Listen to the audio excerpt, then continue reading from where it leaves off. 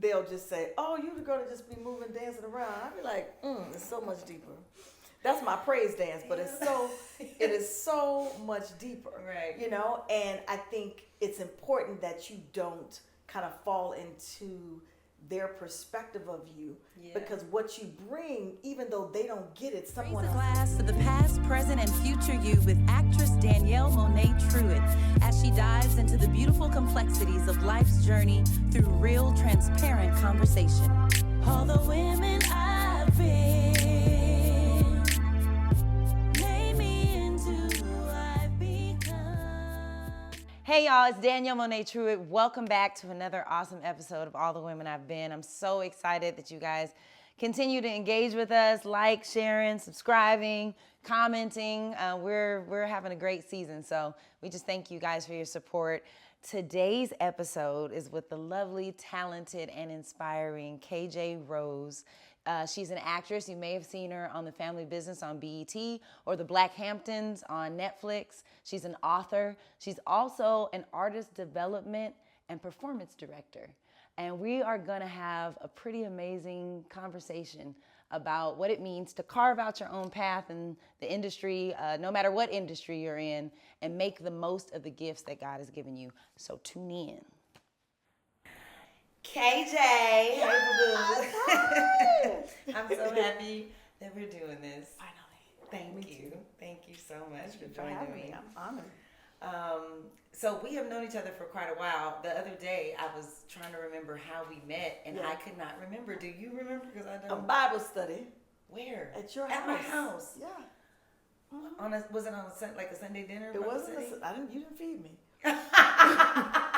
Like you can get the word, the you bread, right? You get a little bread, and then you send us on our way. No, it was probably like a Wednesday. But it was at our house. It was at your house, yeah. Wow. Okay. Who invited you? Like, how did you end up there? How did I end up there? Was it Rhea? Maybe. It could have been. Okay. I think it was. And then after that, I just remember us being at events together. Yep. Like when I started working with BET, doing Rebel and stuff. Yep. And you did the relationship panel. Yes, at the church. I remember. Oh, yes. Okay. Mm-hmm. It's coming back to me now. So I've been a fan for a minute. Right. Well, I'm just I just feel like I've always known her. Like, I've known you, and I just couldn't remember where. We're also sorors. Yes. And ooh. The best. I wanted to have you on the podcast because, number one, I love your spirit. You're. This season it's just been a really fun season. People I've talked to, and it's kind of been a theme of joy, this season, and things that bring joy. And I feel like that's something that you bring, to the world and to the entertainment industry. Yeah. And you have such a unique, you've carved out such a unique path for yourself. I had no idea what you did. I just knew every time I showed up somewhere, you were there. And I'm like, is she an actress? What does she do? Right. Did it give Tommy vibes? It wasn't giving Tommy vibes. Yeah, no job. I should just showing up. Anyway, yes. No, it wasn't giving that. But I was like, she's in the industry. I'm not sure what she does, Yeah. And so as time went on, you remember you asked me to do that. I think you asked me to judge on a panel for, I think it was through our sorority. Yes. It was like a talent show for kids. Yep. That was fun too. Encounters. Right. But I would love to talk to you about how your artistic journey began. Yeah. Coming from, where you came from, how you got to LA. Yeah. And then, Okay, we'll take breaks in between. So from South Side of Chicago. Okay. And growing up, I always enjoyed music. I loved music. I loved performing. I was great with ensembles, cheerleading team, choir. Yeah. But the minute you put me in front of an audience by myself, as an orator, as a solo, anything, my body would just have this adverse reaction. Shut down. And so I was like, well, I'm supposed to do this. And so from Chicago, I was in a choir called the Soul Children of Chicago. Okay. And, that really helped me to just kind of gain my sea legs with having more confidence. Yeah. And then I went to FAMU Okay. And so I have to say it was my FAMU BFFs that, we were all singing. And most of the time they'd be like, I mean, can you give us a break? But for the most part, I think they enjoyed me and Dory singing. And then I'd have to say that it was the Deltas that were saying, hey, we need a singer, a performer at this event. I'm like, well, let me go get you one. And they're like, no, you go. Yeah. And so, you can't tell your line sisters, your sorors, no, your prophytes. And so I did it in the midst of the nerves. And the fear, yeah. Yeah, and the trepidation. And so, then I remember my line sister, Shelly Kinney, her best friend was a very notable exec now, John Platt. Mm-hmm. And so he had come to her graduation, and at this point he was at EMI. He wasn't like running the head of publishing at Sony at this moment. Right. And so they were like, he's in the music industry. I mean, it was like, I don't They saw more yes. than you could yes. see at that moment. Sometimes it felt like it was profound, and other times it felt like I was just entertaining them. You know what I'm saying? So whether it was like we would be at like How Can I Be Down, and like Biggie walked by, they like, sing for Biggie. I was like, I ain't no clown, right? And so then I was at the top of the stairs just sitting, and they were like, well, he's about to go, and I was like, they said, sing for John. I was like, mm-mm. And then he said, well, I'm on a flight tomorrow. I was like, and I am telling you. And so that was the start of, like, I was like, okay, here we go. You're like, wait a minute. Let me just do this. I'm not gonna throw away my shot. Right.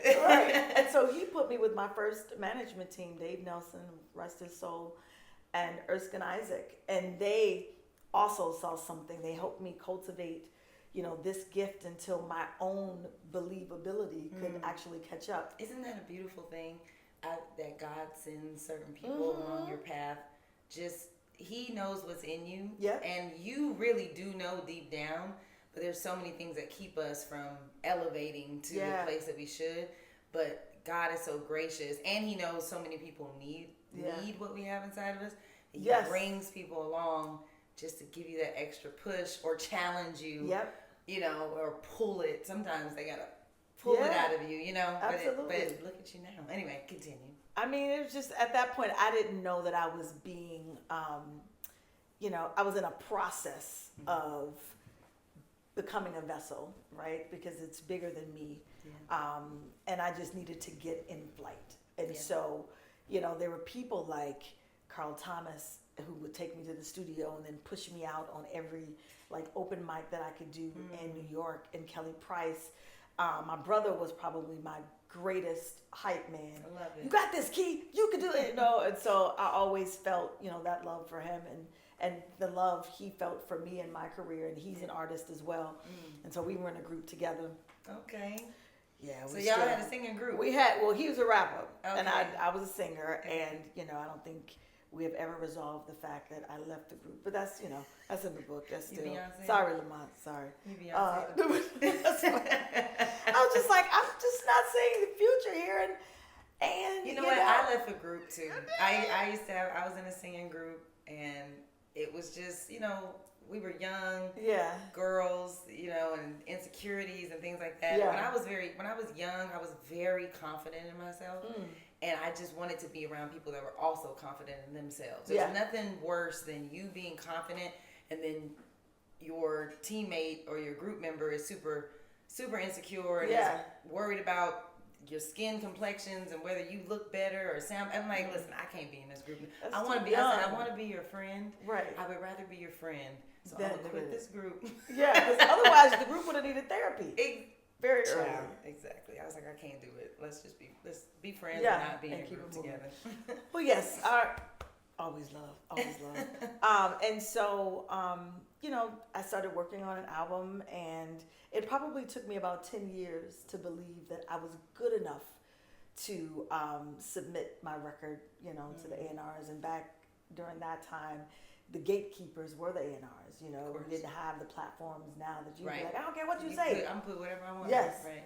And so, from there, I remember like going on a couple of tours. One of the notable ones was with Carl Thomas, and again, from 30 feet from start and watching him every night, you can't help but to get better and become more emboldened. And after Carl, I went out with Britney Spears as a singer.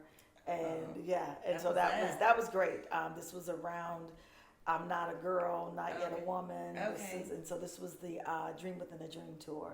Okay. And so, she just wanted us to walk out with her and on stage for shows like Oprah and SNL. And so that was great. And Johnny Wright and Skip and all those guys really put me onto that. And then from Britney, I went to Justin Timberlake. And then just to do spot dates, and then my idol, Janet. So to sing back, I was like, okay, this is happening. This is something. So it was really hard to focus because I wanted to do the Moves for Pleasure principle. And so I was like, you're supposed to be a singer, like stay in your lane. Okay. And so that was like, for me. Pleasure. But wait, so what year was this? Was If out yet? Yes. Because I know the whole this was, team. Oh, no. I was I think a toddler then. Right. I was like, cheers to toddlers. We were toddlers. No, this was the album that Jermaine Dupri produced. So it was like Kiowa Act, Dance, song. Yeah.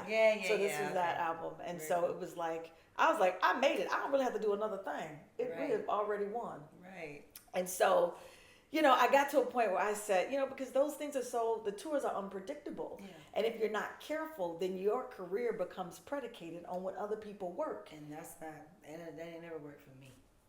It's tough for me. Yeah, because you're only kind of like, having the level of confidence based on whether you get the job or not. Yes. And I was like, okay, I got to do something to make sure that when I'm 85, I got more than just one skill set. Okay. Mm-hmm.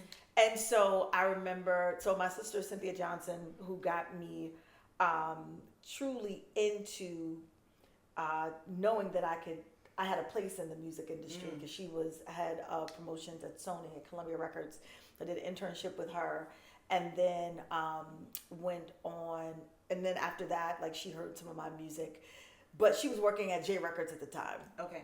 And so I remember getting a call to work there as well as the nighttime receptionist, right? I was like, I could do this because that's from like 5 to 9, and then, I could work on my album during the day. Right. And so, but it was just crazy because I'd see people coming through like Tyrese and Swizz and Alicia and Jennifer, and I'm like, who do you want me to call? I'm like singing, and I was like, okay, I am.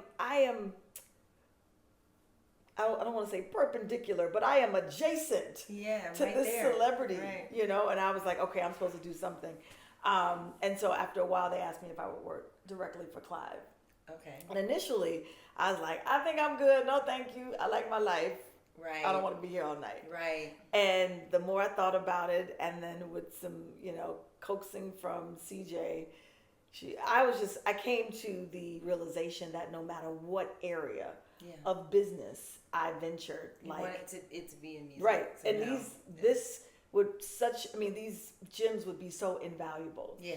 But I made an agreement with myself that for every apple I cut, for every tea I poured, I was going to ask a question. Good for you. Just about like, why did you choose that single for Monica? What do you think about the new Mario record? Whatever it was, I just was like, I can't leave here the same way I came. Yes, and if such a good mindset to have. And if this is where God put me, let me just capitalize on this the opportunity and the environment. And you never know who you're going to come across, who you're going to meet, Mm-hmm. And so then I got a call to go back out with Janet. And I was like, okay, I think I've done it here. I'm going to go on out Thank here. You for your time. Thank you for your time. I was with him for about 2.5 years and went back out with Janet.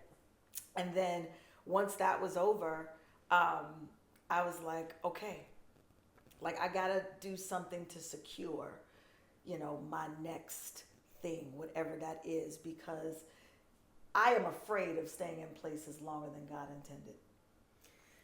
Now, see, that's a whole podcast episode in itself. Because it's diminishing return. It's diminishing return. Also, it's like trying to fit yourself into, so say you're a circle, but you're trying to fit yourself into a peg that's a completely different shape. You can't, you know, it becomes, you become frustrated. Yep. All kind of drama starts happening, and you're wondering why. Like, why do I keep getting into it with this person and that person? Because God gives us grace, but at a certain point, that grace is lifted, and then He's like, "Yo, I love you, but you're gonna have to figure things out on your own because you're not listening to my nudges anyway." So I think at that point it becomes more about your ego than it becomes about like truly being a vessel and like purpose. Knowing that you're on assignment is bigger than you. And so once I came off the road, I worked for Sundance. I've had many jobs in New York. I was Sundance TV for like 6 years, but I utilized every department, like art. You know, my friend was a fashion stylist, so that's where I really started putting my album together. And then they allowed me to sing and to do voiceovers on a lot of the shows. I was like a Brita Filter, like brand talent. I ended up singing at the Sundance Film Festival. So I'm like, if this is where you plant me, I don't understand it, but I'm about to blow the heck out of this opportunity, you know? And then I came to LA to work with another soror, Indy Brown, Nakaya, who pledged me at FAMU. She has a production company called Tridestined, and her and Trey Haley were doing a movie, and she was like, just come and sing in my film. And I was like, okay, I'm just going to go to LA for a little bit. This is what I told my job. I was like, I'll be right back. I'm just going to do this for 1 second. Cut to. I come back like, I'm going to have to go for a month. Well, and they were like, okay, what do you want us to do with the job? I was like, just hold it. I'm going to be right back. And in that month, like, I probably had like 5 meetings, you know, confirmed, but I'd had like 30 different encounters by the end of that month. And I was like, oh, it's clear. I might not have left with something concrete, but the possibilities that were like awaiting me. I was like, if the Chicago heart, the New York hustle and fire, if I play this right, I can apply that in LA. And so, I don't know what's happening. 1 second. It's okay. That frog is coming in. And so I like obliterated the streets of LA with the New York hustle and the Chicago heart. And I mean, I was like, not running up in offices. That sounds very I was walking up to offices and I called. I was like, hey, I'm in the lobby. You want to come down or want me to come up? This is really going to happen. I'm not leaving. Man, I have to say, I admire that about you. So we're like the opposite. I have been a ham my entire life. Okay. I can perform in front of 2 people. I can perform in front of 20,000 people. And I'm not, I might have a little bit of nervousness, but it's like I use it as like, I'm going to kill this shit. Like, you know, I use it as fuel or whatever. But when I tell you networking and like doing stuff like that, I cannot, like, I am so, like, whatever that, you said, that fear or trepidation that you feel. I didn't have that in the networking side. I have it in the networking side. I am terrible at it. And I think I've gotten better at it over the years, but I truly admire, like, people like you that can be like, oh, I'm here. So what's up? Well, I watched Clive never get comfortable with, you know, a #1 hit from his artist. Still doing the work to make sure they stay #1. Never resting on his past laurels. Like yesterday, it's over. It's over, And so I kind of understood that, or what helped me is that the same thing I'm going for, the people that I am looking up to that have mentored me have done the same thing. I'm not I'm not creating any new, you know, pathways here. And so I was like, okay, they had to do this too. At some point they had to show some tenacity. And I'm like, you know, what separates you from the other person that wants it? And so even when I got my job with Britney Spears, like I missed the auditions. And so I think I was in Chicago. And when I got back, I like made it my business. You would have thought that the audition was the next day, because I made it my business to just put some strategies in place to get this job, even though they'd already done the auditions in New York. They were traveling. to other cities. So I called. I was like, hey, how can I get just in? checking in to Yeah. see, did you find what you were looking for? He was like, oh, we're in Miami. This is Skip. We're in Miami right now, and we'll let you know. I was like, okay, cool. Just check it back in. We're in DC. Like, if I'm brushing my teeth, I'm calling Skip. I love that. It was happening. And so I would call. There's just nothing in your mind that's like, ooh, I don't want to inconvenience him. Inconvenience? No. He had to inconvenience somebody.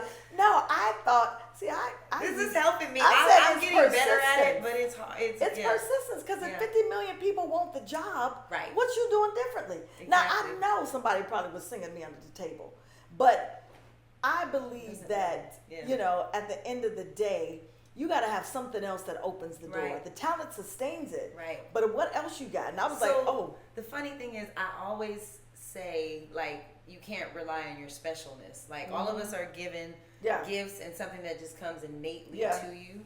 But you have to take what comes innately to you, and then you have to partner hard work with it in order. You can have somebody that's less talented than you, but if they outwork you, they're always going to be working more than you. Absolutely. And you're going to be like, oh, why can't I get this opportunity? Yeah. It's like, you're talented, but you're not working hard. But the putting yourself out there, the being persistent, that's also a very big part of it. Yeah. That I've learned now. Okay, I have to advocate for myself. I have to keep in touch.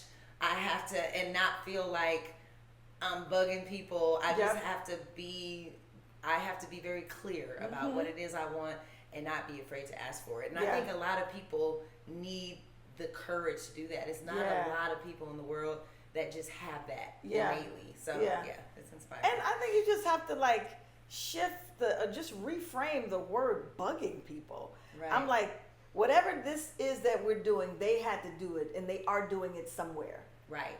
And so even I remember calling and said, hey, I was about to get on the train. I just wanted to make sure you weren't calling me. He was like, nope, I wasn't calling. I was like, okay, cool, no problem. And then I think another time I sang as I was saying hello. At this point, now it's just comical. Whether I get it or not, we just friends. We going to be friends now, Skip. And so he called me some days later, and he said, I've never given anybody a job like this over the phone. Wow. But it is your tenacity that in your personality that makes me say it's a yes. Yeah, and just being honest. I remember one time I hadn't worked. After I did Rebel, we got one season, and then I was unemployed for about 2 years, and I was auditioning, of course, and testing for a lot of things, and it would be between me and another person, and the other person would always get it. Mm-hmm. So I was just at the end of my rope at this point when I auditioned for this show called Deputy, and I remember going in, and I was testing for it. There's about 6 of us testing, and I went in, and David Ayer was the producer of that show, right? Mm-hmm. So I did the audition or whatever, and so he gives me he's like, oh, very good, just try this, and he said, let me ask you a question. He's like, why do you want this job? And I was like, because I need to take care of my family. I have 2 sons. I said, I haven't worked in 2.5 years. I've been struggling financially, and I want this opportunity. I was just completely honest. All of my, trepidation, or how does this look, or I need to look like, I don't need this, and I wasn't desperate, but I was just honest, And he was like, okay. He said, well, in the scene, what you're saying and how you feel about getting this job, just add a little bit of into the scene this time when you do it again. And I said, okay. So I did. I ended up booking getting a job. So I ended up being a series regular on Deputy. Yep. First day on set, I see David, and I'm like, thank you so much. And he was like, well, you said you wanted it. So, he was like, well, you said you wanted it, so I gave it to you. You know? So it's like my mom used to say, a closed mouth don't get fed. So sometimes you just got to say what you want. Yep. And if all the worst they can say is no, and life still goes on. That is and if you saying no, you ain't the person. Exactly. So I'll be like, okay, thank you, I appreciate it. Where's somebody else that can say, yes, I do appreciate it. And so, it was, I totally feel what you're saying. Yeah. But I love that you made a friend. I made a friend. With him, at the same time. And he's like, girl, let me give you this job. Yeah. And, I mean, it was great. And it actually gave me, Carl Thomas started me off. And then, being with Brittany and then going with Janet. I like that I could just say one name. Okay. And then, but yeah, we all know these people. And so after that, I was like, okay, yes, I'm gonna be this musician myself. And then I remember getting a call from a friend, Carolyn Williams. She was in marketing at Jay, and she said, well, we have some artists. We love your stage presence. We want to, have you come in. But I was like, so you don't want to sign me? I was like, that's what we're talking about. And in that moment, I had to figure out, and more so like reconcile that I'm not saying yes to this in lieu of something else not working. Yes. Because then you're just a bit of coach. In addition to. Yes. Always in addition. Always in addition. There is no such thing as, at least in my mind. Yes. It's an arsenal. Yeah. You're continuing to add, little arrows in your little pouch, to use when you need them.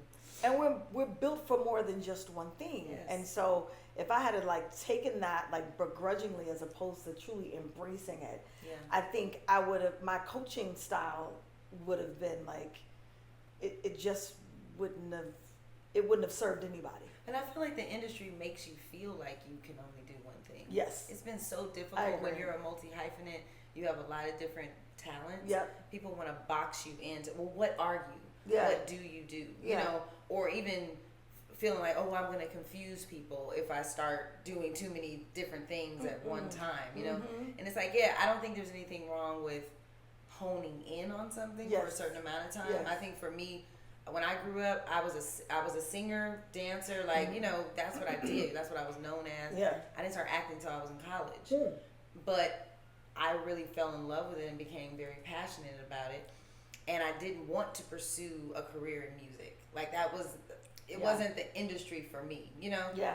I decided I'm going to do the acting thing, But while I was on my journey to getting the opportunities that I've got, I was always looking for other ways to express my creativity and open up doors for myself. Yeah. And even being on a show now and producing my own podcast, people aren't doing that. They're like, oh, I got this job. Yeah. Finally, because it's hard. Yeah. But it's like, I got this job. It's pretty secure. I don't ever trust nothing because stuff will get canceled in a second. Right. But for the most part, it's like, okay. Yeah. And for me, I'm like, nah. This is not it for me. This is a beginning for me to go on to do other things. Yep. What else am I passionate about? Booking a job is not God's purpose in my life. Yep. It's deeper than playing a character on television. Yeah. What can I continue to share? So I think if you have an open heart in that way, God will give you opportunities to show you yes, you can be doing this and also be doing this and this, and one doesn't have to sacrifice. But I'm glad that I made a decision to say, okay, acting is the thing that I'm going to put the most of my eggs in. Not all of them. Yeah. But I'm going to put the most energy here. Yeah. And see what it does for me. You know what I mean? And I'm doing okay. So I think about all the things that I was able to accomplish in New York after being there for so many years. I had gotten a call from Derek Angeletti to sing background for Biggie on a song called Play a Hater. And then Heavy D, Dio, and Tony Doe-Fat called me to sing a song called Big Daddy. You can be my... So I was just singing background. It was Dead Prez, Capone Noriega, AZ, A+, I'm dating myself. They'll work with Common. And so I was like, okay, this is great, but how can I take it to the next level? And I ended up meeting, I had known Bevy Smith over the years. I love Bevy. She is just, hi Bevy, we love you. Man, it gets greater what? And so she has just always had the best spirit, always welcoming, yes. always had great like advice to give. And she was like, okay, I know you're going to LA.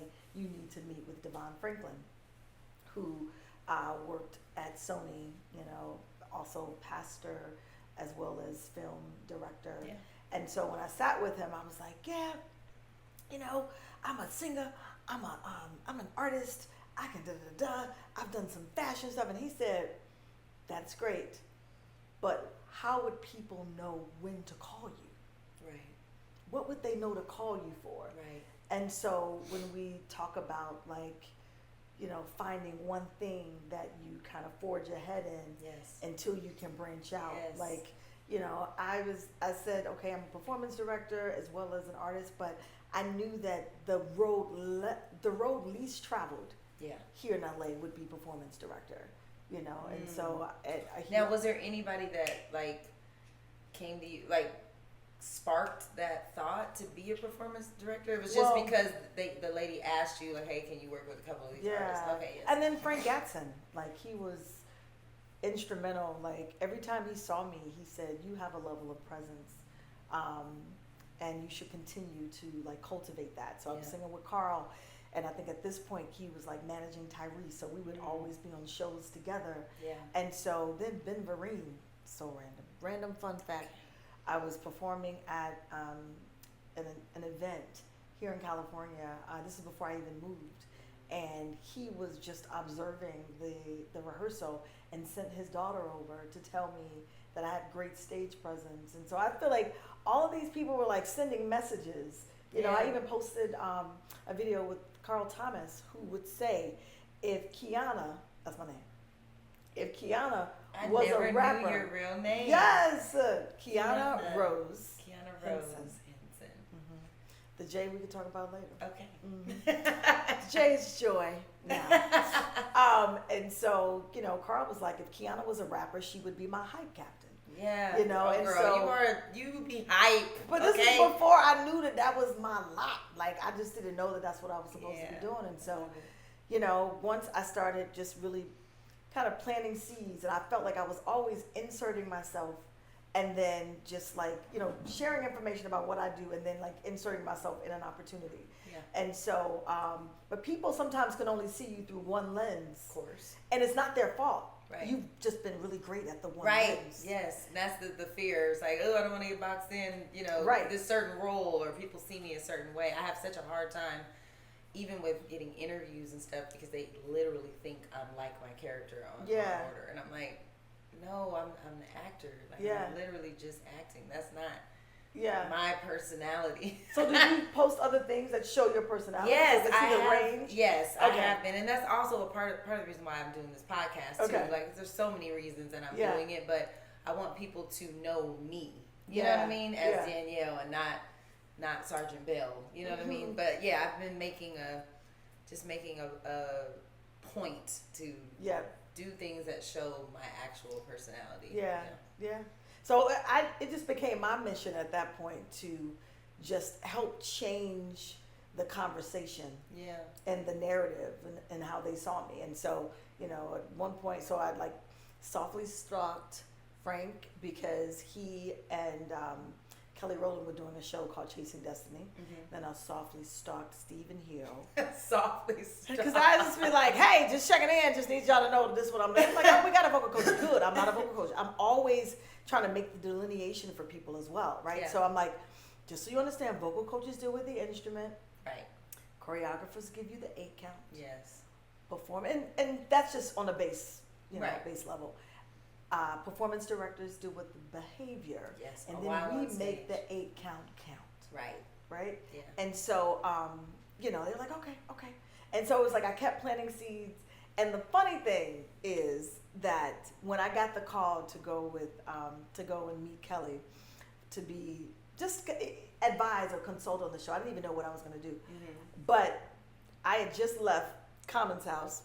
What up, Rosh? Yes. Love you too. Yes. With his vegan chef. Oh, I love her. Lauren. Her food is so good. Yes. And so we got to the car. My car wouldn't start. And if this had been New York, I'd have been like, oh, the day's over. We done. This is it.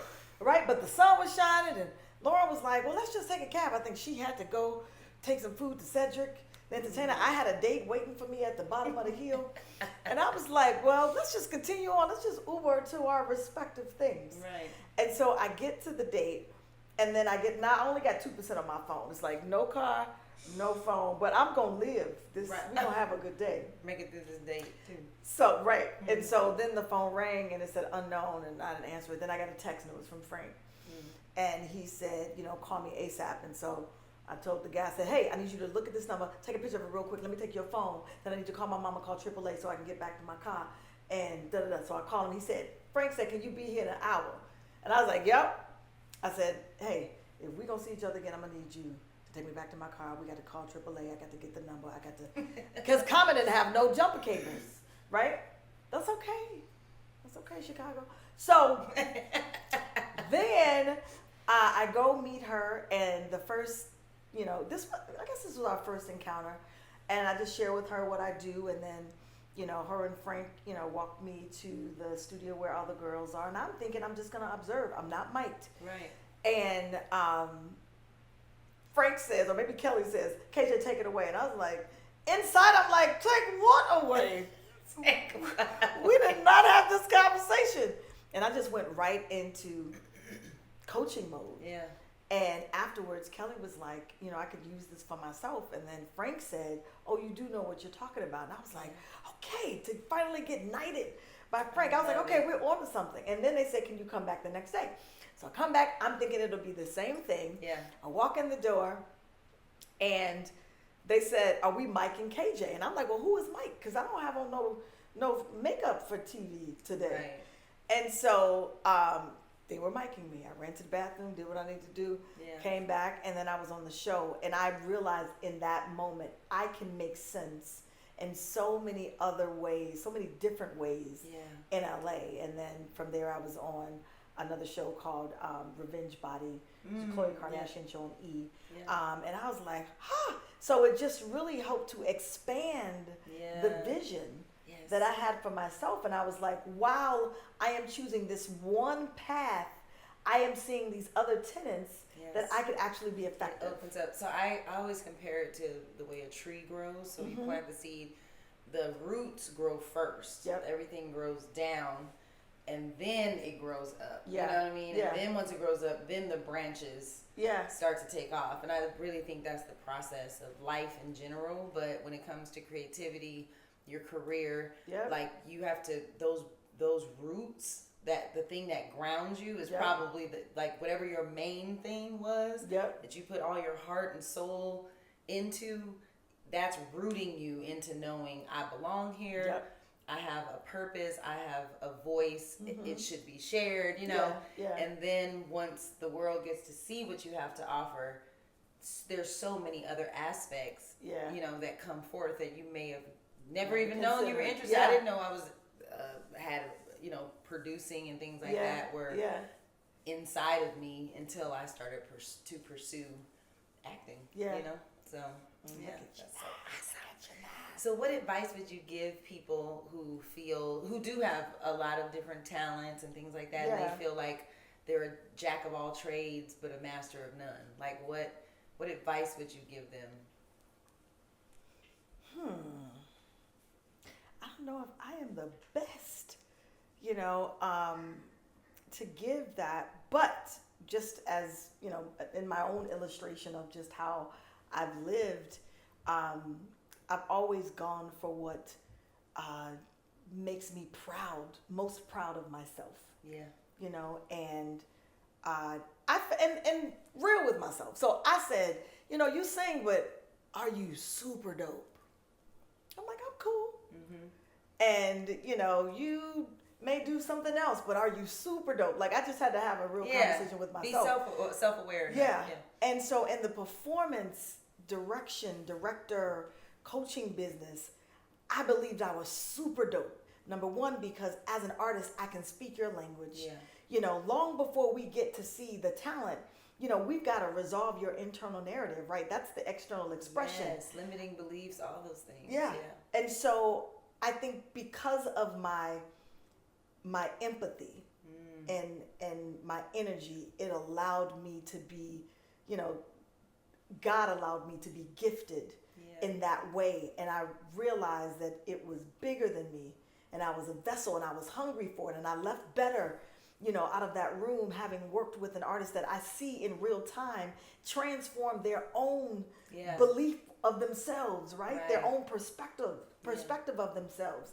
And I was like, okay, I know I'm being used. Yes. When I am working as a performance director, when I'm an empowerment speaker, I know that I can do great things because I'm being empowered. I've got, all the tools only because I've prayed for them. Right. And I'm preparing every day, and I'm, cultivating them. And so, did I answer the question? Yeah. Okay. Yeah. Go with that thing that makes you feel most proud of yourself and where you leave people better off. Yeah, and that will make you a jack of all trades and a master of one. Yes. Or a master of 2, 3. Yeah. You never know. Yeah. You know what I mean? You have a whole life. I think we forget that we have a whole lifetime. Yep. And yes, God affords us a certain amount of years on this earth. You should definitely make the most of every second that you're living. But you have time. You have time. And the more you live, the more of yourself you'll begin to actualize and realize. Absolutely. And so you might end up mastering more than you thought. But I think that's a great way to put it. Like, what excites you? What makes you feel your best? And what do other people gravitate? There's something to be said about that. You know what I mean? Like, I see other people's lives being changed by what it is I'm doing. So this must be a lane for me to go in. Yeah. How have you navigated, like, being boxed in? Because we talked a little bit about that earlier. About, being a singer, being seen a certain way. Yeah. Was it hard for people to accept that you are now, like, coaching? I think at first, I think it was always, I had to figure out ways to communicate what I was trying to do. And actually, before that, I had to just do it. Right. Because then you're talking about something that, you want to do or that you're hoping to do, and that doesn't really have a lot of, merit in a conversation. But when you can say, I'm doing this, people have no choice but to see it because it's already in the works. Exactly. And so, I also tried to find other ways to help people absorb who I am and what I do. Right. So, I've come up with a couple of things. So people are like, oh, you're a coach. I was like, no. I make the delineation for them. And then I'm saying my superpower is that I get you out of the blocks from a cold start.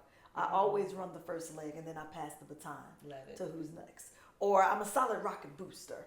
Or, I crave ways to talk about this thing. I just watched Boys in the Boat, and I was like, I'm a coxswain. They encourage and they steer and they navigate. Solid rocket boosters, they help you course correct, right? They steer and then they break away once you get in flight. Yes. And so it's like when people can have a visual for it, I just try to help them out. I try not to be like, figure it out. You know what I do.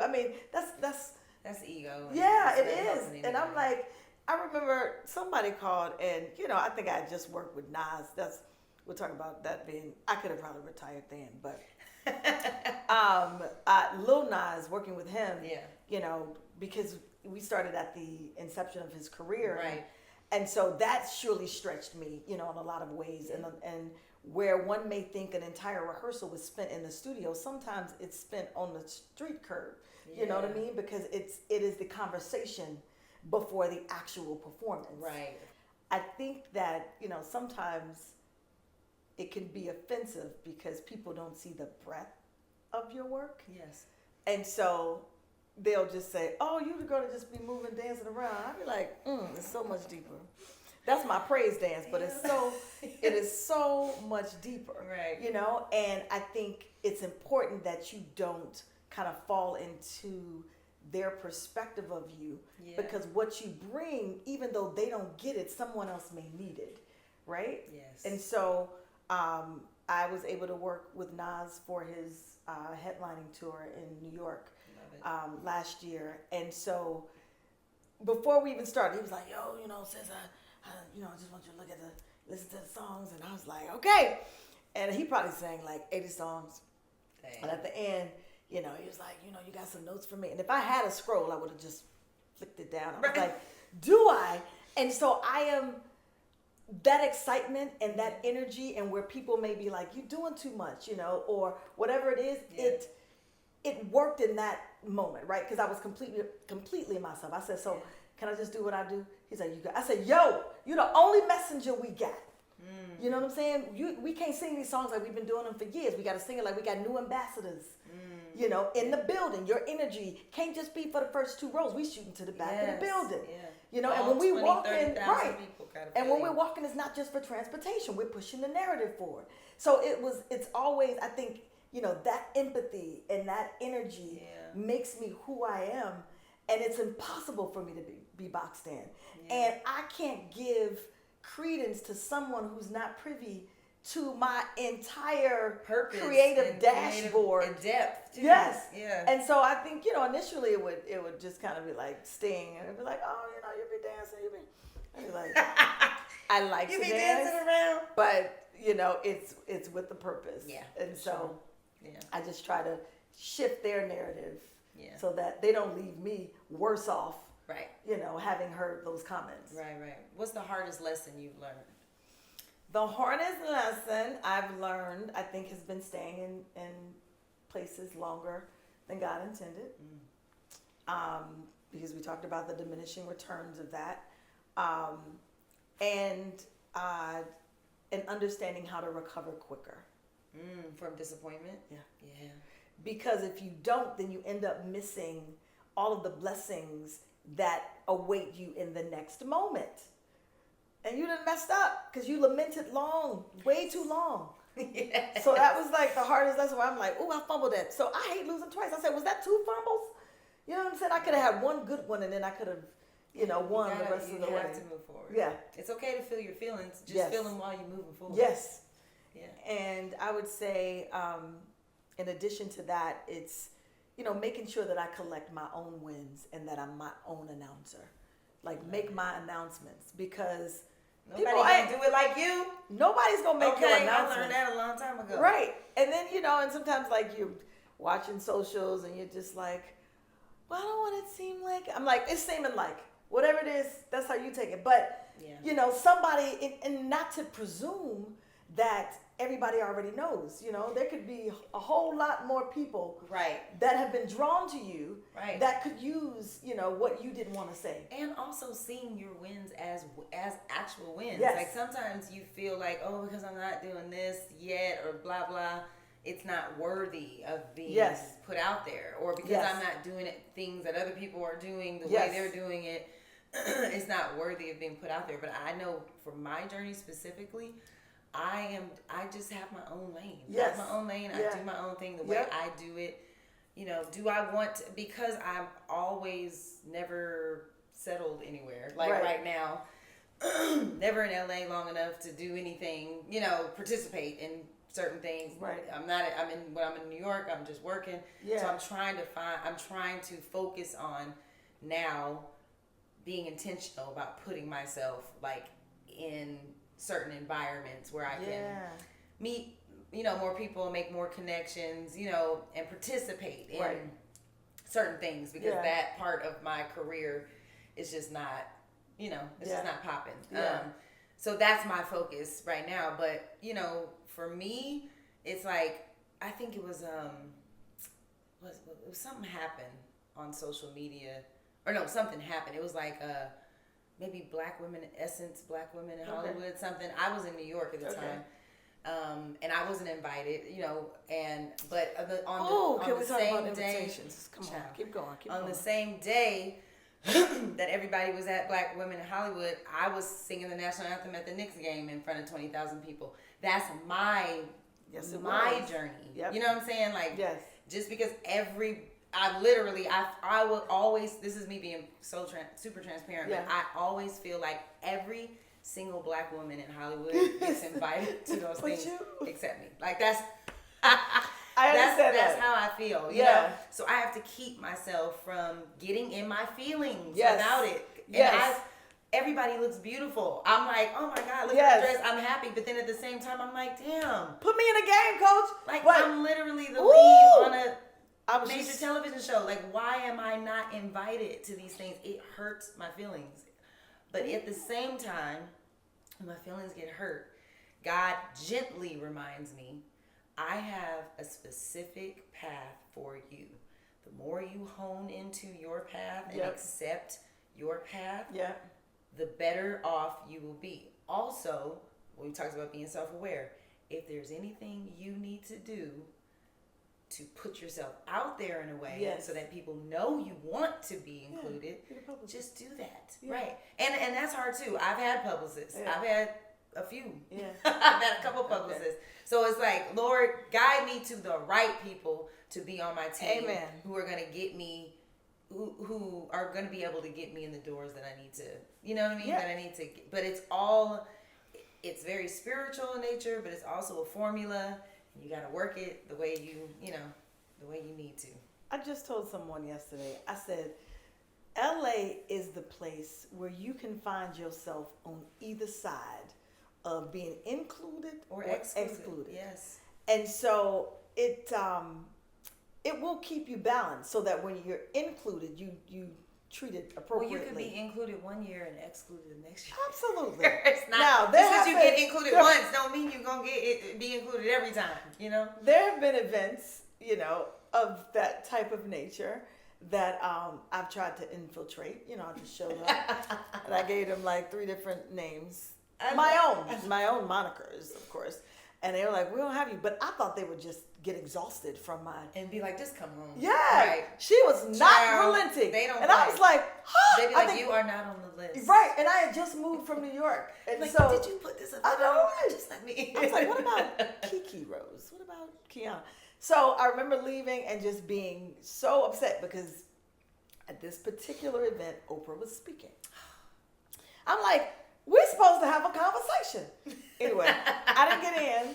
And I remember the next day, and this speaks to like recovering quicker, I was supposed to go and speak at a vocal boot camp. Mm-hmm. And so I was still lamenting on the loss. And I was like, I think I looked up the amount of time it would take me to get there. I think it said 2 hours. I was like, I'm not going to no San Bernardino. And I remember calling my soror, and she was like, I just don't understand why you looking at the shiny closed door as opposed to the one that's just Open. welcoming. And I was like, Yes. you don't know nothing either. So I hung up that phone, and then I thought about it, and I was like, you're right. She's right. The next day I probably took 20-something cards and came back with nothing. It started my business. It jump-started my business. Yeah. And so then I get a call from my boy, Sean Glover, who's like, yo, come through to the Oscar party that we're about to do for, what was the, Selma. Oh, sure. Mm-hmm. I was like, yeah, shout out to everybody involved in that, DJ Dummy, Sean, all the people. Yes. And so I remember I went to the party, but let me tell you something about being punctual. They had a dinner that was the prelude to the party. But when I got there, the party hadn't started. So who do I see in front of me? Oprah. Yes. And so she's in a dance, a sandwich with Tyrese and David Oyelowo, and then Shonda Rhimes on the side. I said, oh, Lord, this is it. This is the time. And then God was like, this is not the time. If you here, then you're supposed to act like it. And it was only about like 25, 30 people. There is definitely, you got to write. And I think that's part of, as somebody that's not innately a person, who I'm always very conscious. I'm like, I want to come. You don't want to do it at the wrong time. Right. You don't want to come off desperate. You don't want to come off as that person that's like, oh God, here she comes. She coming. We don't want to, I'm like, I split the difference, I'm sure. You mastering it. But look, so. In my opinion, you mastering it. I'm in the corner like, well, Lord, when is the time? I mean, she's right here. Right. We can have us a full conversation. And so I was like, okay. I saw her like obliging people that wanted to take photos. And I was like, okay, well, I'm going to get this photo real quick. So I get a photo. And then I was like, so you sure we shouldn't really talk about how she could utilize me somewhere? and so I never said it. I was like, but who's going to see Oprah again? So that same week, were the Spirit Awards, and I worked at IFC as well. I've had many jobs. Love it. And so old coworkers came in, former coworkers came, and they were like, "We're going to Spirit Awards. We got you a table." So I took my soror, the one that said, "Stop looking at the shiny door," Indy. And so we were seated at maybe like table 75. They were at table 2. And then they texted me and said, "Oprah just came in the building. She's at table 1." I was like, "Oh, this is it." And we were like, "It's time to be bold." And so you only get like 3 minutes in between, like the commercial break. Yeah, so, I went this very right. You get like a little bit of time. So I was like, yes. So I'm walking over, and one side is like, "Girl, you got this." The other one's like, "If you don't sit down, you gonna make a fool of yourself and all these people." And I came back to the table. I was like, "Oh my God." And so it's funny because I have power chants now, which replace, messaging that's like, doesn't serve you and when you feel fear. And so I think I just started saying in that moment, she is looking for me. Like, I'm going to change her life. There's going to be something different, that she thinks about. And she's going to have something specific with my name on it. Yes. And so as I'm walking, I'm saying these things like, "Oh, she is looking for you. This is your day." So one side is like, "Girl, sit down." The other side is like, one foot in front of the other. Let's go. And I don't know where I got this level of bravery from, but there was a security guard standing in front of her. So her back was turned. She was at the table. And so here go the table that she's at. Here go the table my boss is at. And then the security guard is here. And I put my hand, I walk around him. He puts his hand out. I tap it. I said, "Don't worry about it. I just got to do something." I go around him. I go to my table. I say, "Y'all good?" "Okay, good." Those are my coworkers. Then I see Ava DuVernay. I said, "You good?" "Oh, good to see you." Then I kneel down where Oprah is, and she's over here. And then she turned around. She was eating bread. I said, "Hey, how you doing?" She was like, "I'm good." And I went straight to the kind of like the recognition of it all. Like, we were just at a party together 2 nights ago. Yes. We took a cute picture. I thought you might like to see it. She said, "Yeah." I said, "Ain't it cute?" She said, "It is." I said, "Great. By the way, my name is KJ Rose. I do performance development. I help artists find their light, own their light. I push people beyond their perceived capacity. I know that you're having, a lot of developments in South Africa with the girls in the schools. If you could ever utilize me and I can add value in any type of way, please consider me." Yes. She looked at the car front and back. She was like, "Okay." I said, "Okay." And I got up. I was like, "Who is next?" Because I am coming. And I was like, at that point, I was like, "Oh, I get it, God." Yes. I wasn't supposed to be at that event that had hundreds of people. Yeah. I was supposed to be at that party where only 35 had gathered. Yeah. Which would actually, and if I had said something then, it would have been this time you had something like, "Hey, I just saw you a couple days ago. We took a picture together." Yeah. Perfect. And I rolled with that picture. And listen, you got your pitch down. Okay. I was ready. Your pitch is perfection. You have it. It's quick. You don't even got a chance. You don't have a chance to ignore what you're saying. You're like, okay. Yeah, and it's as soon as you start, it's over. Because people ain't got time for you to wait to figure it out. I say that to my artists. I don't want to watch you on stage in process. Let's get it together before you get up there. Yes. And so like I was working on it. I was like, "Oh, this is happening." And then after that, I started working on power chants because I was like, okay, that moment inspired that. Yeah. And then I was like, "Oh, we're gonna see each other again." And then from maybe like a couple of months later, I met this girl. I'm gonna get her name. It's gonna come to me. Shannon, who was a music director, and she's like, "I'm working on a project now. Do you have any work that you can send to me?" And my friend Rowan introduced us, and I was like, I had written my album like almost 9 years ago. Yeah. And so, when something is old as an artist, you're like, I've evolved. Let me send you something that this could is be. Outdated. I was like, oh my God, let me give you some. And so they were like, "Well, we don't have time for your evolution. Can you send us something?" Give us what you got. Right. So I sent them the song "A Better Way" that I wrote when I was going through a divorce. Mm-hmm. And I had kind of abandoned it because every time, I would sing it, it would just take me back to that place. Yeah. And so that's the song that she hit me back and said, "We're going to put this in Queen Sugar." And so I was like, "Oh yeah, me and Oprah, we still go. We are orbiting one another." And they put it in one of the most pivotal and emotional scenes with Aunt Vi in Hollywood. Love that. And because of that, it reframed how I identified with the song. Yeah. So no longer was it about, just loss and just not feeling, considered and just hurt. But now I could speak about it in this form of joy and love. And so that's my Oprah moment. Girl, and we still orbiting. I love it though. I mean, you still were a part of something that she's doing, and there's definitely more to come. But I love that. Okay, before we get done, tell me about your book. The book is called The Rose Effect: 8 Steps to Delivering the Performance of Your Life. I love it. And so, I'd like to say that I felt like I was so just like I had so much information to share. It should be in a book. But I really felt like I had been doing workshops in like Ireland and London and Australia, and I was pretty much saying, well, I hope it works out. Yeah. See you later. I wasn't leaving them with anything tangible, to continue their process. And I felt like God was like, you need to write this book. And I'm like, I kind of sung myself. I was like, I ain't no writer like that. I mean, I'm a songwriter, but, who's going to listen? Like, and how does what I do in with artists, how does that translate to a book, to writing? Is it as effective? Do you still feel the energy? And so I was like, I'm going to do you one better. I'm not going to give you no book, but I'm going to give you a guide. Who negotiates with the Lord? Nobody. And so I wrote a book called A Guide to Delivering the Performance of Your Life. And Microsoft bought 600 books, and it said a guide. This was right before the pandemic.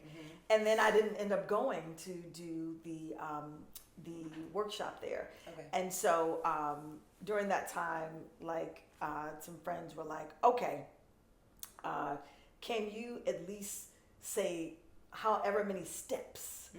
And at this point, I only had 7 steps. And, one of the most, like, I think pivotal moments was when my home got robbed. Child, I know how that feels. And so I was on set with Lil Nas at the time. And so, we had gone, I think we were doing like the Taco Bell commercial for Super Bowl. And, it was kind of like this heavy lift because it was new, for him in that moment of like having to act and be amongst these directors that don't know you in that way. So they don't necessarily have the same, thoughtfulness and gentleness. And so, then we got through that and everybody was good. And then the next day I remember we were dancing, and then I get a call from my landlord and she's like yelling because my car is still there, but my door was wide open. Anyway, I'm like looking at the pictures and I am bawling on the side of the road in the desert. And then I remember watching them take Lil Nas back to set. And I was like, in the spirit of not losing twice. Yeah. You got to get yourself together. Move on quickly. And recover quick. And push through. And so I'm at like Video Village and he was doing so. I was like, you got that. I had on shades. I'm crying as I'm yelling. Right. And I was like, I got to push through. And that inspired the 8th chapter of the book called The Power of the Push Through. Love it. And so I wrote about experiences. I just don't want anybody to have to reinvent the wheel. Sure. And so I wrote about experiences that you only saw the outcome, the end result, the victory. Right. But I wanted you to know that the process, how we got there, mattered as well. And so, so this is my baby. And then I was like, okay, if you could do this, you could do anything. And so, like, a few of the seeds of victory are like, don't outsource your win. Don't wait to access the energy in the room. Bring your own. Show up and be present, because no one can show up for you and no one can show up like you. Identify and abide in your force, that thing that you were born with that can't be hijacked. Yes. No matter what, make it count. Your point of view, your delivery, your space, your gift. And enter every room knowing that you are the solution. You are the yes. You walk differently when you know that you're the yes. Don't dismiss anyone and stay humble. And my favorite is God does not call the qualified. He qualifies the called. Yes, that's right. Amen. And that's the Rose Effect.